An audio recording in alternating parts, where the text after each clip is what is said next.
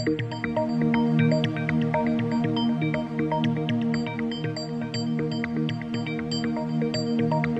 thumbs up emoji you just sent to a supplier, or perhaps the brief voice note you recorded for a colleague this morning, it might seem entirely disposable to you. Yes, completely routine. Right. We operate these devices from muscle memory, firing off quick instructions while waiting in traffic or, standing in line for coffee. Exactly. Tomorrow, however, that exact off-the-cuff message could be bound, printed, and used against you in a high court lawsuit. It is a sobering reality for many business owners.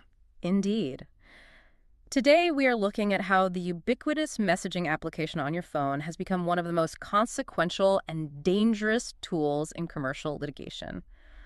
Welcome to this deep dive. Thank you. It is a vital topic. Our mission today is to explore how the judicial system's perception of digital communication has radically transformed and what this shift means for anyone conducting business, negotiating terms, or managing projects. And it is essential to establish the professional legal framework of this shift immediately. We are looking at a fundamental evolution in how the courts establish intent, verify agreements, and, ultimately determine financial liability in civil litigation. So this is far beyond just academic theory now. Oh, absolutely. The recognition of instant messaging by the judiciary is no longer a theoretical debate reserved for law seminars. It is an active mechanism, one that is currently dismantling corporate defenses in courtrooms across the country. I mean, before we examine the specific commercial dispute that redefined these boundaries, we should look at the historical precedent. I agree. Context is crucial here. For years, courts primarily viewed WhatsApp as a tool relevant to family law rather than high-stakes commercial law. Why did it start there, and why did the commercial courts initially hesitate to accept these messages as binding evidence? Well, the burden of proof and the nature of the disputes in family law naturally lent themselves to digital evidence early on. In matters involving divorce proceedings or maintenance disputes or the issuing of domestic protection orders, the courts are often dealing with immediate, highly personal conflicts. Right, the stakes are very personal. Exactly. A judge in a family court frequently relies on text exchanges to verify instances of harassment or to gauge the irrevocable breakdown of a relationship. The communications are raw. They are emotional, and they happen in real time. So the evidence is essentially a direct window into the relationship. Yes, the courts accepted this because the evidence directly illuminated the private reality of the individuals involved. Commercial law, however, has historically been deeply conservative. Deeply tied to paper, I imagine. Very much so. It is built on a foundation of the best evidence rule, which traditionally favored original paper documents, wedding signatures, and formal addendums. There was a lingering suspicion that digital messages were too easily manipulated. Or just taken out of context. Precisely. Or simply too informal to carry the weight of a corporate obligation. That makes logical sense. I mean, in a domestic dispute, people rarely communicate via formal letters on company letterhead. No, they certainly do not. They send a text message in the heat of the moment. But the business sector operates under a completely different paradigm. Corporate transactions rely on heavily negotiated contracts, strict procedural notices, and board resolutions. Yes, very rigid structures. Now, we are seeing those rigid structures judged by the exact same digital yardstick. Okay, let's unpack this, because this brings up a critical question regarding intent. Go ahead. Should you and I now view the blue, read check marks on our screens with the exact same legal reverence as a notary's stamp on a physical contract? If we connect this to the bigger picture, we absolutely must. Yep. To understand why, we need to look at the fundamental mandate of any civil court. Which is to find the truth of the agreement. All right. Yes. The judiciary is constantly seeking the truth of the party's intent. They are looking for the exact moment of agreement, the precise point where both parties understood and accepted the terms of their engagement. So the medium doesn't matter as much as the message. Exactly. The specific platform holding that agreement matters far less than the substantive communication itself. The blue checkmark indicates receipt and awareness. I see. If business partners are actively negotiating or amending timelines or confirming deliverables over a smartphone application, the court has a duty to examine that platform as the primary record of the commercial relationship. Wow. Yes. The platform does not diminish the legal weight of the intent. And that exact search for intent is what trapped Blindscap Holdings in a very costly reality. Let us look at the facts of the specific dispute that illustrates this shift. A very telling case. We are examining the matter of Gerritsen Trading Close Corporation, operating as Gerritsen Drilling South Africa, bringing a claim against Blydscap Holdings Proprietary Limited. This is a quintessential high-stakes commercial dispute. The conflict arose between the directors of these two corporate entities regarding outstanding payments for heavy industrial drilling services rendered. And the timeline seems fairly standard at first glance. It is. The sequence of events is straightforward. Gerritsen Drilling performed the work, they submitted their invoices for the completed services, and Blydscap Holdings point-blank refused to release the funds. And we are talking about significant financial liability here. These are not minor operational expenses. Not at all. These are invoices amounting to hundreds of thousands or perhaps millions of South African rand. When Gerritsen demanded their payment, Blydscap Holdings mounted a very specific and seemingly robust legal defense in their court filings. They certainly tried to. They claimed that the payment was strictly contingent upon two vital conditions. First, the receipt of specific compliance documents, namely SANS reports, and second, the absolute physical completion of the drilling project. In the heavy industrial and construction sectors, that is a highly standard and formidable corporate defense. Right, because SANS reports are a big deal. Huge. SANS refers to South African national standards. These reports are not merely bureaucratic paperwork. They are critical compliance documents that verify the structural integrity, safety, and regulatory adherence of the drilling work. So you really cannot operate without them? No, you cannot. Without a SANS report, a site might not be legally operational, subterranean aquifers could be compromised, and corporate insurance policies could be entirely invalidated. That makes the stakes incredibly high. Extremely high. Therefore, releasing millions of rand is routinely and rightfully tied to the delivery of these compliance reports and the finalization of project milestones. So Blydscap's argument was just standard procedure then? Exactly. Blydscap's formal assertion to the court was that Gerritsen had failed to meet these fundamental contingencies, meaning no payment was legally due. Wait, hold on. As a business owner, this is where I struggle to reconcile the theory with practice. How's it? Well, if I have a corporate dispute involving compliance standards as rigorous as a SANS report, why would a judge care about my casual texts? It is a fair question. We have established principles in contract law that say you cannot bring in outside evidence to contradict a written document.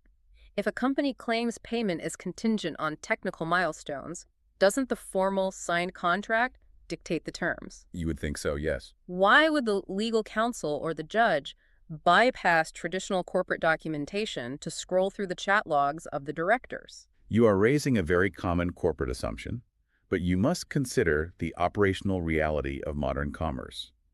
While a formal, signed contract sets the initial baseline of an agreement, it is rarely updated to reflect the daily shifting realities on the ground. Especially in something like drilling. Exactly.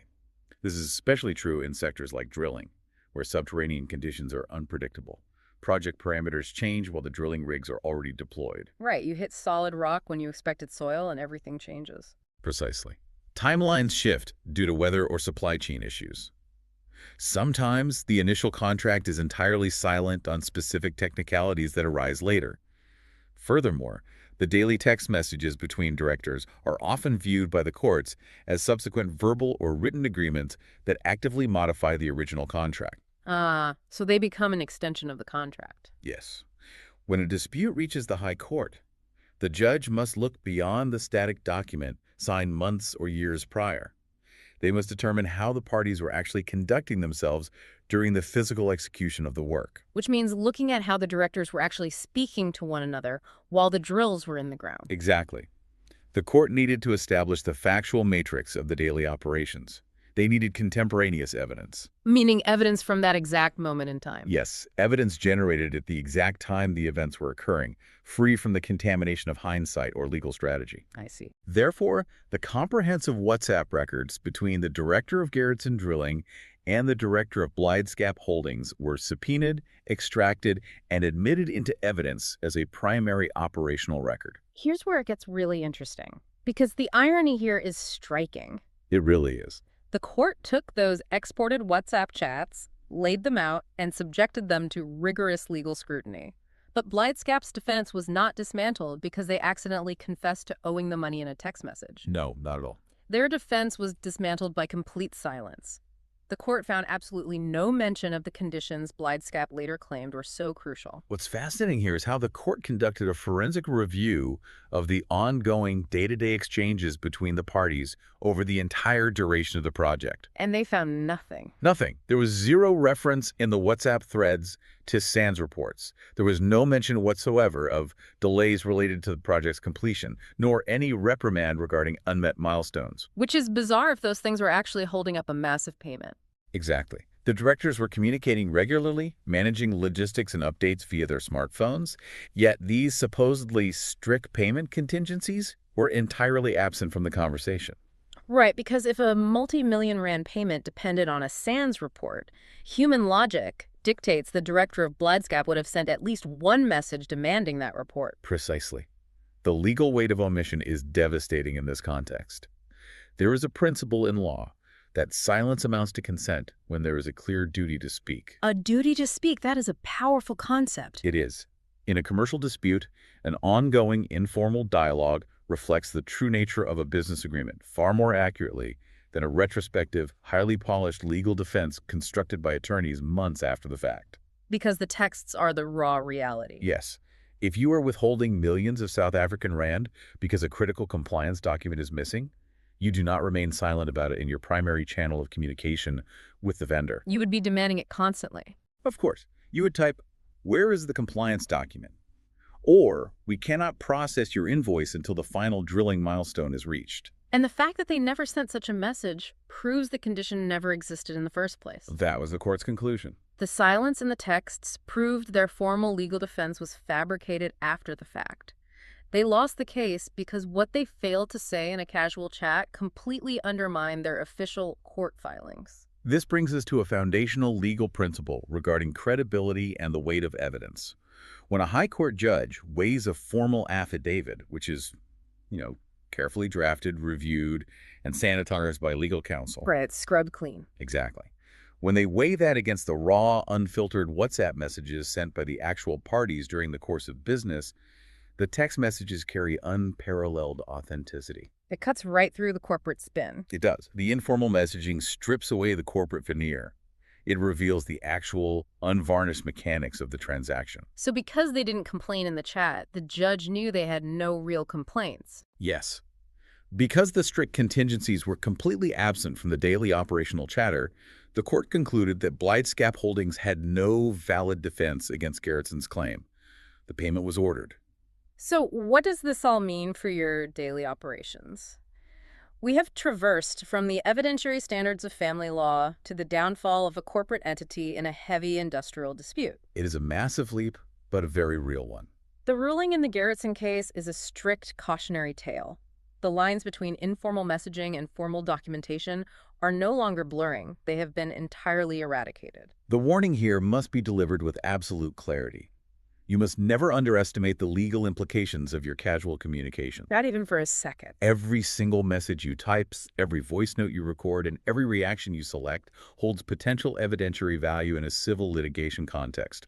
The convenience of instant messaging does not grant you legal immunity.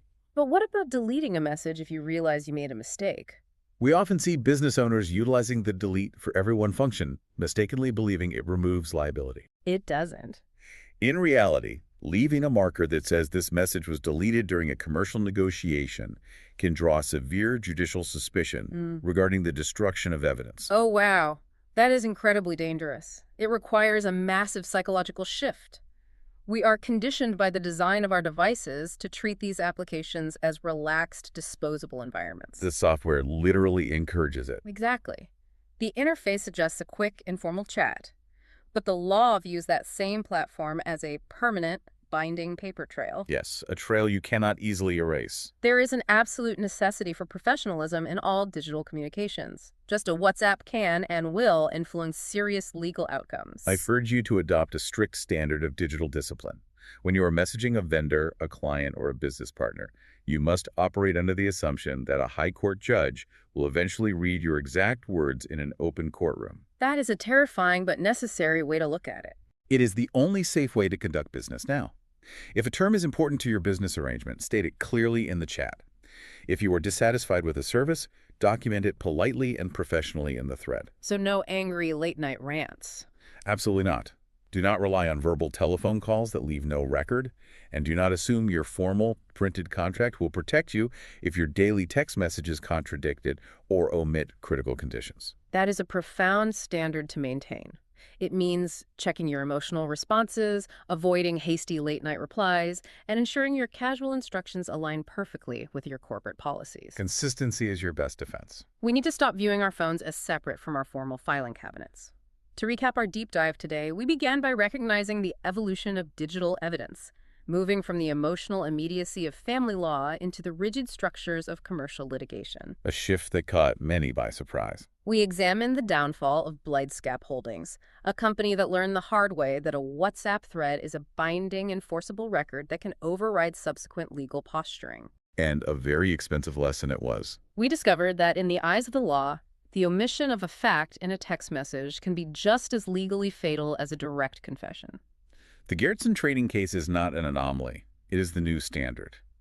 It serves as a definitive ruling that informal digital communication is now a cornerstone of commercial evidence. Before we conclude, considering everything we have discussed regarding the sheer legal weight of these platforms, what is the ultimate consequence of this shift for the broader business landscape? What is the final thought we need to leave with our listeners today? If the judicial system now views every casual message as a permanent, formal legal record, consider the future of corporate governance. Right. Given the vast financial risks involved, as demonstrated by the millions of rand at stake between Gerritsen and Blightscap, how long will it be before corporate policies across the globe mandate the use of strictly regulated, heavily monitored, and non-deletable communication platforms for all employees? That would change the entire culture of work. It would. We are rapidly approaching a reality where the very concept of an off-the-record workplace chat is completely extinguished by the threat of civil litigation. That is a chilling question every company director should be asking themselves today. Thank you for dedicating your time to this deep dive. We wish you a productive and highly professional week ahead.